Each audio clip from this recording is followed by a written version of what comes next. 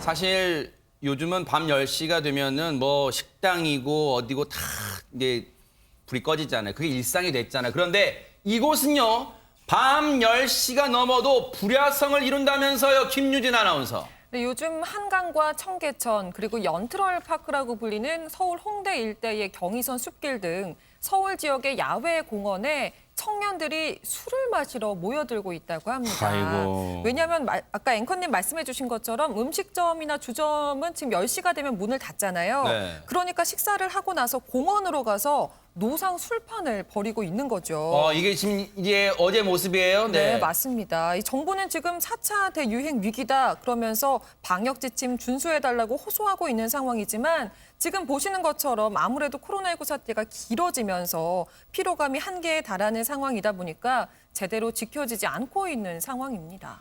세상에 진짜 거대한 술판이 따로 없습니다. 박성배 변호사님. 지난 24일 토요일 청계천에 나가봤더니 이 반경 800m 이내 230명의 인파가 몰려들었습니다. 이 자리에 모인 인파들 마스크도 벗고 다닥다닥 붙어 앉아서 대화도 하고요. 치맥도 먹고 있는 모습인데 특히나 5인 이상 일행이 찾아와서는 2명, 3명, 4명으로 나눠 앉아서 자리를 옮겨가면서 노는 모습도 목격되기도 했습니다. 그리고 일명 연트럴파크로 불리는 홍대 일대에서도 경의선 숲길로 향하는 대규모 이동 행렬이 목격되었는데 많은 분들이 5인 이상 사적 모임 금지 조치가 실내에만 적용되는 것으로 잘못 알고 계시더라고요. 그렇지만 이 조치는 실내외 구분이 없습니다. 야, 진짜 이런 생각 드실 거예요. 방역 수칙 잘 지키는 사람만 바보인 거야? 그런 생각 많이들 하실 것 같아요, 시청자분들께서. 현장에 나오신 분들 목소리 좀 듣고 이어가 보도록 하겠습니다. 네, 여기 청계천에서는 술 못 드시게 돼 있거든요. 아, 그래요? 예, 예. 예, 협조 좀 부탁드립니다. 네, 빨리 치겠습니다. 예, 예. 여기서 음주는 금지돼 있습니다. 네, 올라. 네, 치울게요. 감사합니다. 여기서 음주는 안 되죠. 상대편 밖에서 드시고 오세요. 네네네, 일어나요. 매장이 10시까지라서 다 오버 이유 말고는 갈 데가 없으니까 네, 그냥 근처라서 그냥 왔어요. 확실히 이제 날씨도 따뜻해지고 화창해지니까 이제 한강이나 아니면은 뭐 공원 같은데 같이 가서 뭐 돗자리 피고 뭐 술도 마시고 그러는 일이 좀 잦아진 것 같아요. 너무너무 이해할 수 없는 게요. 방역 당국이 아예 식당 가서 음주를 못하게 하는 게 아니잖아요. 그리고 예전에 9시 이제 10시까지로 1시간 더 늘려드렸잖아요. 그런데 앞서 어떤 분 보셨어요? 10시 이후에 갈 데가 없으니까 왔대요. 댁에 들어가세요, 제발. 아니, 왜 10시 이후에도 이렇게 술을 찾아 곳곳을 헤맵니까? 그런데 이런 상황에 대해서 많은 불만을 갖고 계신 분들 바로 이분들이라면서요, 하재근 평론가님. 일부 자영업 하시는 분들이 좀 이제 불만을 토로하고 있다고 하는데 아니 식당은 밤 10시 이후에 단속을 이 방역 규제를 하면서 네. 야외 공원은 단속 안 하면 그게 무슨 소용이냐. 그러니까요. 이렇게 불만을 토로한다고 하는데 전문가들이 굉장히 좀 우려하고 있습니다. 왜냐하면 이게 코로나19가 침방울로 전염이 되는 건데 실내에서만 침방울이 생기고 실외에서는 안 생기는 게 아니잖아요. 아하. 실외라고 해서 전혀 안전한 게 아닌데 더군다나 실외가 더 위험할 수도 있는 게 뭐냐면 실내는 명단을 적잖아요. 아하. 문제가 생기면 추적을 할 수가 있잖아요. 아. 근데 야외는 저기서 만약에 감염이 생겼을 경우에 깜깜이 전염이 이루어질 수가 있기 때문에 아하. 야외가 더 위험할 수 있다. 네. 그렇게 전문가들이 좀 우려하고 있습니다. 네.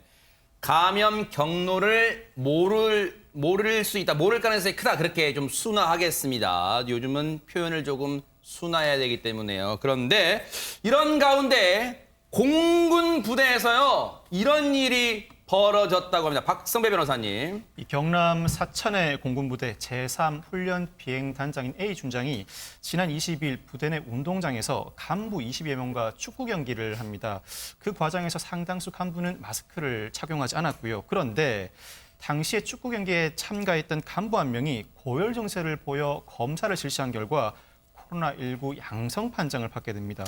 공교롭게도 같은 날 민간인 확진자와 접촉자로 분류됐던 또 다른 간부 한 명도 확진 판정을 받게 됨으로써 이 부대 최초 확진자는 누구인지, 감염 경로는 어떠한지 오리무중인 상황입니다. 아하. 이런 상황이다 보니 부대원 1,600명에 대한 추가 검사를 실시하고 있지만 추가 확진자가 나올 가능성 배제하지 못합니다.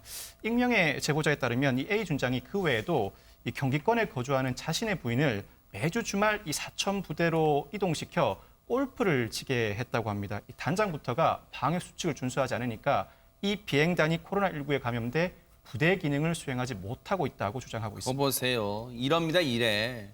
누가 누구한테 방역 수칙 잘 지키라고 얘기할 수 있겠어요? 모범을 보여야 할 사람부터 지금 저러고 있으니. 그런데 앞서 이게 굉장히 중요한 게요. 앞서 하재근 평론가님 말씀처럼 감염 경로가 불분명하면 이렇게 위험한 거예요. 지금 부대원 1,600명이나 지금 검사를 받게 됐잖아요. 비용도 비용이지만요. 정말로 확진자 나오면 N차 감염 꼬리에 꼬리를 물고 지금 감염될 수밖에 없어요. 유인경 평론가님, 해당 준장 원스타 할 말이라도 있을까요? 한 언론과 인터뷰를 했습니다. 그 언론 보도에 따르면 준장이 책임을 충분히 통감한다. 지금은 또 코로나19의 19의 상황 수습에 집중하고 이제 끝난 다음에 적절한 처분을 받겠다라고 했고요. 근데 이제 좀 본인이 좀 변명, 해명 비슷한 거 한 거는 부인이 골프를 치르기 위해서 경기도에서 내려온 게 아니라 경기도에 사무실이 있기 때문에 아마 그 주말 부분가 봐요. 그래서 자기를 보러 온 거지 골프를 치러 온 것은 아니라는 얘기를 했고요. 어쨌든 이 준장은 1차 검사에서는 일단 음성으로 확인됐지만 접촉자로 분류돼서 자가격리에 들어간 상태라고 하는데 저는 군대를 안 갔지만 준장, 별 하나 정도 어마어마한 역할을 해야 되는 분 아닌가요? 왜 이런 일을 했을까요? 명령에 살고 명령에 죽는다는 군인데요. 이러면 영이 서겠어요? 준장부터 이렇게 원스타부터 모범을 안 보이는데요. 그런데 여러분 지금 경상북도의 조치에 전국이 지금 시선이 주목되고 있답니다. 그 이유가 뭡니까? 김유진 아나운서. 네, 경상북도가요. 어제부터 돌아오는 일요일까지 인구 10만 명 이하 12개 군에 대해서 전국 최초로 거리두기 개편안을 시범 실시하게 됐습니다. 어떻게 한다는 거죠? 군위와 성주 등 7개 군에 대해서는요. 사적 모임 인원 제한이 완전히 해제가 됐고요. 어허. 의성과 봉화 등 5개 군에 대해서는 8명까지 이 사적 모임 인원 제한이 완화가 됐습니다. 실제로 어제 해당 지역에 가보니까 식당은 단체 손님들이 몰려들고 또 카페의 경우에는 이제 8명도 됩니다. 라면서 안내문을 붙이는 등 이 지역 상권이 굉장히 활기를 띠는 모습이었다고 합니다. 네. 일단 거리두기 완화 조치에 대해서 여러 가지 목소리가 있을 거란 말이에요. 한번 듣고 이어가 보도록 하겠습니다. 5인 이상 못 모이려 하니까 오늘 이제 해제돼가지고 그래가지고 오늘 모여가지고 밥 먹기로 했어요. 밥맛이 아주 좋지요. 꿀맛이지. 그동안 저뿐만 아니라 영업하는 모든 분들 이날을 얼마나 기다렸을까요? 이젠 8일까지는 손님을 받을 수 있으니 오늘부터 예약 전화가 많이 올 것 같습니다. 아직까지는 숫자가 코로나가 지금 700대 600만 나오고 있는데 수도권 지방은 아직까지 자제하고 5인 이상 접촉 검사하고 있는데 경북은 아직까지 너무 이르지 않다고 생각하고 있습니다. 들으신 것처럼 거리두기 완화에 대해서 반기는 목소리, 우려의 목소리 공존하고 있습니다. 결국은요, 지자체가 방역 수칙을 더 꼼꼼히 준수토록 또 대책을 마련하는 수밖에 없습니다. 일단 경상북도의 실험 지켜보도록 하겠습니다. 어떤 효과를 거둘지요. 세상에 길을 가다 봉변당하신 분이 계세요. 하재근 평론가님. 네, 시청자분들은 그 길을 가실 때 가방을 어느 쪽으로 메시나요? 그거 중요해요, 그거. 아마 별로 신경 안 쓰고 사셨을 텐데 아하. 오늘 이 영상을 보시면 이제부터는 신경을 쓰실 수도 있습니다. 아. 관련된 영상이 있는데 한번 보시죠. 가방 매는 방법이 있다고요. 네, 보겠습니다. 네. 지난달 26일에 경기 평택시 한 재래시장에서 있었던 일인데 지금 남녀가 길을 걸어가는데 뒤에 따라간 오토바이가 저렇게 여성의 가방을 납고 채고 달아나는 일이 벌어졌거든요. 세상에. 근데 지금 보시면 저 화살표 반대 방향으로 오토바이가 가고 있었습니다. 그러니까 저 보행자 입장에서는 전혀 생각지도 않은 방향에서 오토바이가 나타난 거예요. 그래서 역주행으로 날치범이 등장해서 가방을 뺏긴 사건입니다. 아하. 그리고 지금 저곳이 또 일방통행 구간이잖아요. 그러니까 저쪽으로 저 뒤에서 오토바이나 차가 올 거라고는 꿈에도 모르는 상황에서 생각지도 못한 상황에서 지금 순식간에 저런 일을 당하고 말았어요. 아니 진짜 눈 깜짝할 새란 표현이 딱 들어맞는 상황입니다, 지금. 그렇죠. 근데 저렇게 역주행을 하면 왼쪽 오른쪽의 의미가 아무것도 그러니까요, 없죠. 네. 그러니까 당한 여성의 말에 따르면 그냥 갑자기 팔이 끌어당겨진다는 느낌이 들어서 이게 뭐지 싶었는데 가방을 낚아챈 저 오토바이를 탄 사람이 달려가 버렸다는 거예요. 근데 경찰에 신고를 했어요, 곧바로. 그런데 저 오토바이가 차 번호판이 없었다라는 겁니다. 아하. 예, 그래서 신고받은 경찰은 곧바로 CCTV를 확보해서 네. 저 사람이 어떤 건가 인상착의를 바탕으로 지금 찾고 있는 중인데요. 네. 근데 사실 문제는 가방 하나 뺏기는 것도 문제지만 심하게 하다 보면 뇌진탕을 일으키는 경우가 되게 많습니다. 맞아요. 쓰러져서 본인은 뭐 돈 몇 푼 벌기 위해서 했는지 모르겠지만 생명이 달린 일입니다. 맞습니다. 그리고 갑자기 잡아당기면요. 네. 탈구가 될 수도 있고요. 팔이요. 정말 관절 다칠 수도 있고요.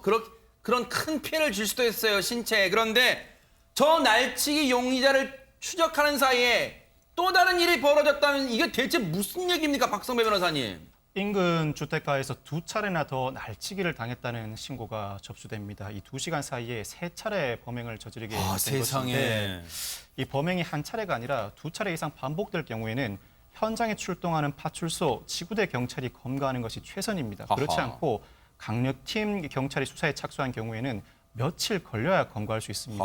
이 사건에서도 경찰이 같은 생각을 했던 것 같습니다. 네. 현장에서 CCTV를 분석해서 예상 도주로를 확보하고 그 자리에 잠복을 하고 있었다고 하는데 이후의 상황은 영상으로 확인해 보시겠습니다. 자, 과연 어떤 일이 벌어졌을까 한번 보시겠습니다. 보시고 이어가 보도록 하겠습니다. 이 잠복하고 있던 경찰차 앞으로 오토바이 한 대가 빠르게 지나가고 있습니다. 바로 그 용의 오토바이입니다. 경찰이 곧바로 사이렌을 울리면서 추격에 나서는데 날치기범 정차 명령도 무시하고 빠르게 진짜 빠르네요. 도망을 칩니다. 그 과정에서 차도뿐만 아니라 인도와 차도를 마구 넘나들면서 어허. 아찔한 고개 운전을 이어나가는데요. 날치기범의 이 위험천만한 질주 무려 3km가량이나 이어집니다. 결국 경찰 2차 사고 방지를 위해서 인도로 올라탄 오토바이를 가로막아 넘어뜨린 후에야 검거할 수 있었습니다. 이야, 아이고, 네. 지금요, 보는 저희들이 다 손에 땀이 날 지경이고, 저 날치기범을 추격하는 경찰분들도 생명이 위협받는 그런 상황이었어요. 김유진 아나운서. 맞습니다. 지금 보신 것처럼 결국 하지만 오토바이가 경찰차에 가로막혔잖아요. 이쯤 되면 도망을 포기했겠지 싶지만 이 용의자는 도주를 멈추지 않았습니다. 세상에. 오토바이와 헬멧을 벗어던지고 이번엔 맨몸으로 달리기 시작했다고 하는데요. 당시 상황 영상으로 만나보겠습니다. 추격전이 끝났나 싶었는데 이 날치기범 다시 달아나 버립니다. 하지만요, 300m가량 도망친 끝에 결국은 이렇게 붙잡혔고요. 날치기했던 가방 3개도 모두 되찾았다고 합니다. 이야. 당시 상황이 지금 준비되어 있는데 네. 직접 들어보시죠. 어디 있어요? 피해품 전부 다. 저기 있어요. 저기 있어요? 저쪽에? 정말로요. 진짜 경찰분들도 안전 위협받으면서 저 날치기범을 잡아야겠다는 일념하에 끝까지 추격을 벌였습니다. 그리고 잡았습니다. 앞서 보셨어요? 오토바이가 넘어졌는데도 도망치면서 조금이라도 자신의 무게를 줄이려고 헬멧까지 벗어던지고 가벼운 몸상 타려고 도망쳤어요. 그렇지만 경찰의 집념하에 결국은 붙잡혔습니다. 경찰 얘기 들어보시고 이어가 보도록 하겠습니다. 일단 인도주행을 거침없이 하는 걸 봐서 저희가 이제 피의자인 걸 확신을 했고요. 차도와 인도를 넘나들으면서 고개주행을 했습니다. 위험천만하게 그 운행을 하기에 꼭 추격해서 검거하겠다고 생각했습니다. 저 날치기범 보니까 한 번, 두 번 해본 솜씨는 아닐 거란 말이에요. 박성배 변호사님. 이 남성 이 생활비 마련을 위해서 범행을 저질렀다고 하는데 현장에서 검거한 덕에 이 260만 원 상당의 금품은 모두 피해자들에게 돌아갔다고 합니다. 그런데 범행에 사용된 오토바이도 훔친 것이라고 합니다. 세상에. 먼저 오토바이를 훔쳐서 번호판을 떼어낸 뒤에 날치기 범행에 사용된 것인데 이 남성 이미 구속된 상태로 재판에 넘겨졌습니다. 이 대인절도 유형인데다 반복적인 범행을 저질렀기 때문에 징역 1년에서 3년 정도가 선고될 것으로 예상됩니다. 아니 근데 이 밤길에는 꼭 뭐 여성뿐 아니라요. 남성분들도 요즘은 이제 가방 들고 다니시는 남성분들 많으시잖아요. 박성배 변호사님, 글쎄요, 이게 뭐 사고를 저런 이 절도 사건, 날치기 사건을 예견할 수가 없으니까 좀 예방법 같은 건 있어요. 저도 사실은 그 지구대 파출소에 근무할 때 날치기범을 현장에서 검거해 본 적이 있는데 아하. 그 표적이 가방이나 물건을 차도 쪽으로 들고 다니는 사람들입니다. 요즘은 날치기 범죄가 많이 줄어들었다고 하지만 가방이나 물건은 차도가 아니라 인도 쪽으로 들고 다니셔야 합니다. 그리고 아하. 오토바이 절도도 지금 심심치 않게 벌어지고 있는데 주차나 정차를 할 때는 반드시 시동을 끄고 열쇠를 뽑아서 나가셔야 합니다. 네. 어쨌든요, 범죄는 예고 없이 찾아옵니다. 조금 더 우리가 이 예방에 조금 더 우리가 좀 더 주의를 기울이는 수가 최선의 안전이다. 일단은 그런 생각을 해봅니다.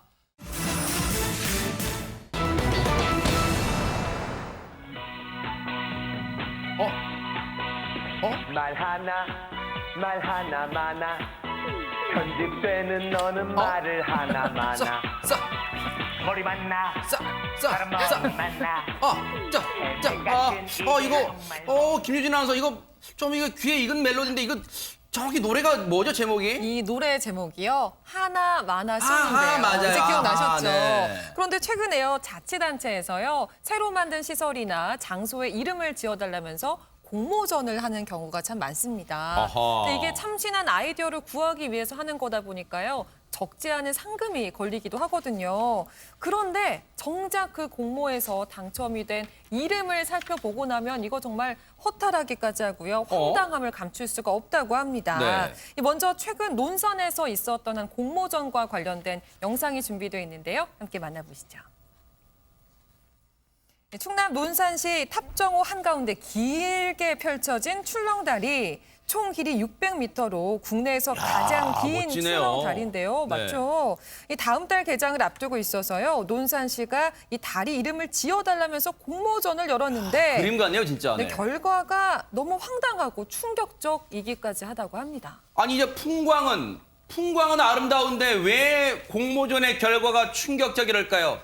저희가 여러분께 그 충격적인 내용을 들려드리기 위해서 짠짠 준비를 해봤습니다. 자, 공모전 진짜 올라온 결과예요. 저희가 꾸민 게 아닙니다. 참고로 말씀드립니다. 자, 탑정호 출렁다리 명칭 공모. 짠짠 공개합니다. 이제 자, 3등부터 공개해볼게요. 3등. 자, 공개합니다. 상금 50만 원의 주인공은 동상. 탑정호 출렁다리. 이게 뭐예요? 아, 그대로잖아요. 이게 변호사님. 탑정호 출렁다리 명칭 공모인데 탑정호 출렁다리랍니다. 상금 50만 원. 세상 대박 사건. 아니, 이게 정말 믿겨지십니까? 아니, 그렇다면 하재관 평론가님, 두 번째 은상 상금 100만 원입니다. 혹시 뭐라고 어떤 게 당선됐을까를 좀 생각해 보세요. 아니, 그거는 응모한 분들이 네. 뭐를 상상했는지 저희가 전혀 알 수가 없기 아, 때문에. 그거 한번 상상해 보신다면요. 아마 뭐 기상천외한 기상천외한 거. 은상이 되지 않았을까 그렇게 추정이 되죠. 두구두구두구 탑정호 출렁다리 명칭 공모. 자, 두 번째 은상. 아, 저도 긴장되는데요. 상금 100만 원의 주인공은 철렁다리. 탑정 늘비다리. 요거는 좀 안진영 기자님, 요거는 조금 뭐 이해됩니다. 뭔가 다르게 좀 색다르게 했네요. 네, 일단 뭔가 좀 창의적인 걸 넣으려고 노력을 했다는 생각은 드는데요. 네. 역시 원래 이름이랑 크게 변했다는 느낌은 들지 않습니다. 아하, 그러니까요. 자, 그렇다면 대망의 1위입니다. 금메달. 탑정호 출렁다리 명칭 공모 대망의 금상은 제가 다 긴장됩니다. 자, 200만 원. 자, 1등은 논산 탑정호 출렁다리. 아니 유희경 변호사님, 이거 네? 지금 뭐 장난하는 겁니까? 이거 뭐죠, 이거? 논산시 입장을 들어봤는데 네. 정말 진지하고 네. 자세합니다. 아하. 논산시에서는 상금화하고 전문가 자문 비용 등으로 이제 예산을 500만 원을 썼다고 얘기를 합니다. 네. 게다가 5천 건이 넘는 응모가 들어왔대요. 그러니까 전문가가 아주 치열한 토론하고 논의 끝에 이제 뽑았다고 하는데요. 야. 근데 저는 놀라운 게 논산시 인구가 11만 5천 명인데 야. 5천 명이 응모했다는 건 이거 뭐 아주 여러 같은 성원인 거예요. 아하. 근데 그럼 왜 똑같은가? 라고 네. 해봤더니 논산시 관계자에 따르면 논산에 탑정호가 있다는 걸 모르는 분들이 꽤 많아서 관광객들을 모으기 위해서는 이게 다 들어가야 됐다는 거예요. 네. 논산에는요. 탑정호가 있고요. 네. 거기에 출렁다리가 있습니다. 네. 아주 상세하게 한 이걸로 뽑았다고 얘기를 하는데 네. 뭔 얘기인지는 전 잘 모르겠습니다. 근데 안진영 기자님, 이 명칭 공모 결과를 놓고 논산 시민분들이나 여기 응모하셨던 분들 허탈함을 넘어서 좀 분노가 치미셨을 수도 있겠어요. 일단 저 답을 보고서는 전 좀 놀랐는데 더 놀라운 건 아까 유인겸 평론가 잠깐 말씀하셨죠. 처음에 전 생각할 때 이게 홍보가 잘안 돼서 사람들이 응모를 별로 안 했나 보다 싶은데 응모한 사람이 5천 건이 넘습니다. 5천 건 전부 다 저 금은동보다도 더 창의력이 없는지는 굉장히 궁금해지는 대목인데요. 네. 그래서 공모전 참가자들은요. 일부러 그 다리까지도 갔다 왔는데 이거 저 제목 보니까 이미 선정작이 정해진 거 아니었냐라고 의심이 드는 대목이 있다고 하고요. 네. 논산시 홈페이지에는요. 아니 예를 들었던 이름을 그대로 사용할 건데 왜 세금을 썼냐 하면서 항의성 게시글이 잇따르고 있습니다. 아니 보세요. 진짜 100번 양보해서요. 100번 양보해서 탑정 늘비따리 정도는 탑정 늘비따리 정도는 상금 100만 원 정도 받을 수 있다고 쳐요. 지금 100번 양보해서. 그런데 보세요. 탑정호 출렁다리. 아니 명칭 공모가 탑정호 출렁다리잖아요. 근데 탑정호 출렁다리 했는데 상금 50만 원. 1등. 논산을 붙였습니다. 논산 탑정호 출렁다리 상금 200만 원. 합쳐서 세금으로 주민 세금으로 상금 350만 원이 지급됐습니다. 그런데 박성배 변호사님, 비단 논산만 그렇습니까? 다른 지자체는 이런 비슷한 일이 없어요, 혹시? 지난 1월 서울시에서도 비슷한 일이 벌어졌습니다. 당시 서울시, 국토부, LH 세 기관이 지난해 10월 19일부터 12월 4일까지 용산공원 명칭 공모전을 실시했는데 이 과정에서 상금 1,400만 원이 지출되었다고 합니다. 야, 참 기가 막힙니다. 그래서 저희가 준비를 해봤습니다. 용산공원 이제 그 이름 붙이는 거 네이밍, 용산공원 네이밍한 표현 왜 영어로 써요? 용산공원 이름 붙이는 거 용산공원의 이름을 부탁해 그랬단 말입니다. 자, 3등부터 볼게요. 어떤 이름이 또 당선이 됐는데요. 3등부터 보겠습니다. 상금 200만 원입니다. 주인공은 이건 또 뭐예요? 용산 미르메. 미르메 공원 뭘까라 안진영 기자님 뭐라고 생각해 보세요? 용산 미르메 공원? 전 나름 괜찮은 것 같은 게요. 미르가 원래 용의 옛 우리말이거든요. 그리고 매가 외산이잖아요. 산의 우리말이니까 용산을 미르메라고 해서 나름 이렇게 창의력은 좀 부족하지만 의미는 담은 그런 이름인 것 같습니다. 순수 우리말 미르에다가 외산자. 이거는 진짜 아이디어가 좀 뛰어나다 생각도 듭니다. 용산 미르메 공원. 듣고 보니까 이건 그럴싸합니다. 자, 2위. 용산공원의 이름 부탁해. 2위 보겠습니다. 상금 500만 원 주인. 와, 500만 원이에요. 보겠습니다. 용산 열린공원. 어떻습니까? 용산 열린공원 하재건 평론가님 2등은 좀 괜찮은 것 같습니까? 어떻습니까? 시민에게 열려있는 공원이라는 의미에서 엄청난 창의성이 있는 건 아니지만 그냥 무난한 이름 같은 느낌이 좀 있습니다. 아하. 자, 그렇다면 대망의 용산공원 이름을 부탁해 1위를 보겠습니다.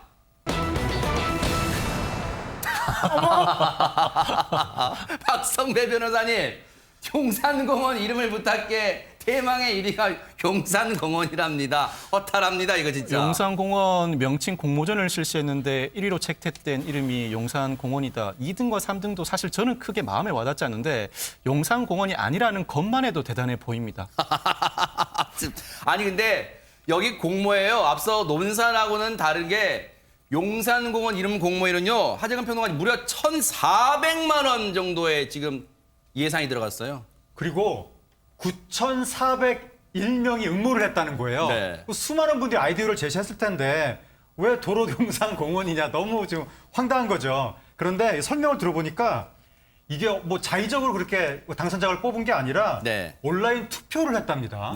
그래서 전문가 심사하고 온라인 선호도 조사를 해서 종합 점수 1위를 뽑았더니 그게 용산공원이 나왔다고 하는 건데 그 이유가 기존 명칭이 10년 동안 이미 사용이 돼서 부르기가 친숙하다. 직관적으로 바로 떠오른다. 그래서 이게 결국 선택이 됐다고 하는데 아니 친숙한 이름 선택할 거면 뭐하러 새 이름을 짓겠다고 나섰는지 참 국민 세금까지 써가면서 참 의아합니다. 아니 근데 여기 궁금한 대목이 있습니다. 안진영 기자님. 원래대로 용산공원인데 왜 세금 1,400만 원이 어떻게 어디에 들어간 거예요? 일단 1위 용산공원은 원래 이름이니까 1위 상금은 나가지 않았습니다. 아, 그래요? 하지만 일단 순위는 정해졌잖아요. 그래서 2위에겐 500만 원, 3, 4위에는 각각 200만 원, 5위에게는 100만 원, 그리고 특별상 2명에 각각 50만 원, 입선 30명에게는 10만 원씩 총 1,400만 원의 상금이 나간 건데요. 네. 중요한 건 이름이 바뀌지 않았다는 겁니다. 아하. 제가 하나 걱정되는 건 이런 과정을 모르는 사람들은 나중에 연말에 자치구에서 우리가 올해 어떤 일을 했는지 이러이러한 공모전을 통해서 시민들과 소통했다는 자화자찬성 치적을 보여주려고 노력하는 게 아닌가라는 생각도 듭니다. 네. 문제는요. 이게 다 주민 세금이에요. 자치주민 세금이잖아요, 이게. 그렇죠. 코로나19로 인해서 뭐 자영업자라거나 소상공인들 너무너무 지금 힘들고 하루에도 단돈 몇만 원이 없어갖고 절절 매는 분이 많은데 이렇게 도로 용산공원이 됐고 이런 일을 해야 된다 싶기도 하고요. 아까 논산경원에도 뭐 자문위원들한테 주는 비용이 꽤 나갔다 하는데 저는 뭐 이런 그 지역 명칭뿐만 아니라 각종 위원회, 자문위원회에 쓰이는 돈들이 너무나 많습니다. 네. 이런 것들을 좀 아무리 협찬을 받아서 이루어진더라도 결국은 협찬조차도 국민 세금이고 국민의 혈세입니다. 그런데요, 김유진 아나운서, 논산, 용산, 제발 이게 끝이라고 말해주세요, 제발. 다른 데는 없다고, 이런 일이 없다고 말해주세요. 그렇게 말씀드리고 싶은데 또 시청자 여러분들의 가슴을 답답하게 하는 사례가 또 하나 또 있어요? 남아 있습니다. 이번에는 2017년에 부산에서 있었던 일이었는데요. 아하. 해운대 인문학 도서관 이름을 지어달라 이런 공모전이 열렸는데 이번에도 예상이 되다시피 최우수작으로 선정된 이름은요.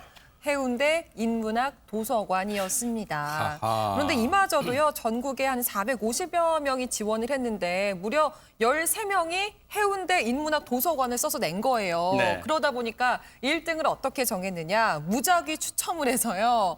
뽑힌 분, 이 대전의 한 시민에게 이 1등 최우수작을 선정을 해주는 웃지 못할 해프닝까지 벌어졌다고 하는데요. 네. 이렇게 자꾸 공모전에서 예로 들었던 가칭이 이 공모작 당선과 똑같은 이름이 당선이 되는 일이 되풀이되다 보니까 누리꾼들은 이거 뭐 문제 속에 답이 있는 것 아니냐 이렇게 꼬집고 있습니다. 정말 지자체 분들이요. 지자체도 이제 이런 일을 하시는 분들, 업무를 하시는 분들이 계실 거 아니에요. 이제 공무원분들. 창의성을 가지시고요. 조금 더 다른 방향으로 해보세요. 이럴 거면 공모를 위한 공모라는 비아냥밖에 더 듣겠습니까? 여기에 세금이 1,000만 원 넘게 나간다는 게 말이 됩니까? 다른 분들은 구경도 못 해본 세금이 나간다는 게 말이 돼요? 이럴 거면 그냥 쭉 쓰세요. 한 번 정할 때 신중하게 정하면 50년, 100년 가는 이름이 제일 낫지 않습니까? 그런 생각을 해봅니다. 답답합니다.